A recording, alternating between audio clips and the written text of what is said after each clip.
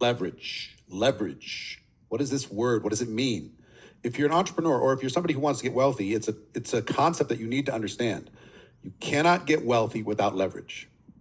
In other words, if you just trade time for money, you can't get wealthy. You can't have freedom.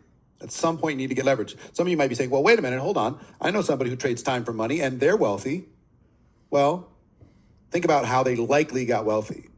They traded time for money. They took that money and then they invested it someplace. And that investment created leverage for them. It created income for them where they weren't involved. So everywhere where you're seeing wealth, you would say, well, wait a minute, an athlete gets paid a lot of money. Why does the athlete get paid a lot of money? Because there's a lot of people watching. It's the views that create leverage. It's one game being played for one person watching or 70,000 people in the stands watching. The 70,000 people creates leverage. Television rights create leverage. Streaming creates leverage, right? So that's true with software. It's true with any products. It's true with anything. It's also true in network marketing. And there's multiple layers of leverage in network marketing. One layer is just from making the sale to a customer.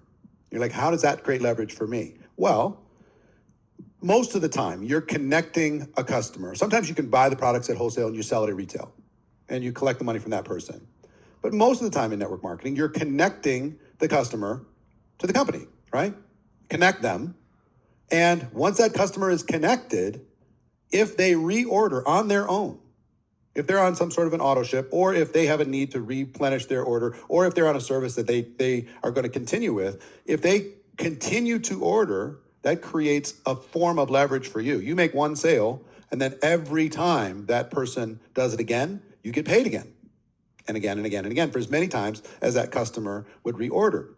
So that's one form of leverage. The second form of leverage is as you start to build a team. There's only so much you can sell yourself, but if you recruit other people and they go make sales, you're going to make a commission on the sales that you make. You're also going to make an override or some form of compensation for the sales that your team makes, the people that you personally enroll, the sales that they create, the sales that they generate, either directly or repeat orders that happen automatically. When that volume happens, that creates a second form of leverage for you. Think of it this way. If you work 10 hours a week and you get 10 people on your team that can each work, you recruit those 10 people, they each work 10 hours a week. That's 100 hours from them, 10 hours from you. You're now less than 10% of the total hours being spent. That's leverage.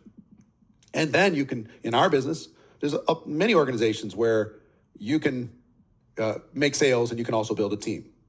But it's very few organizations in the world where everybody in the organization can build a team. So obviously you don't get paid to infinity in your compensation plan because it's not enough dollars, but you do get, as your organization grows, you do get benefit from the volume that's created from that organization. That's created another form of leverage. So the top earners in network marketing, their personal sales is far less than 1%. The commissions from their personal sales, far less than 1% of their total earnings on a monthly basis. It's leverage, right? So you get leverage from customers. You get leverage from recruiting. You get leverage from duplication, from the volume that happens throughout your whole organization. But then I would ask you to leverage your leverage. What do I mean by that? Take the cash flow that your network marketing business generates and work with a financial professional and get that money working for you. It's one thing to have cash flow. It's another thing to turn the cash flow into growth. Instead of consuming it all, instead of eating it all, turn that cash flow into additional leverage. Get it compounding for you. Get it growing for you. Do that with whatever investment style you choose to do that with a financial professional. I'm certainly not one, but I would strongly suggest that you create additional leverage from the cash flow that you generate from your network marketing business. So be encouraged. You're in the right place to be able to implement leverage in your business. Become obsessed with leverage and scale, because that's how people get wealthy. That's our lesson for today. I'll see you tomorrow. Take care.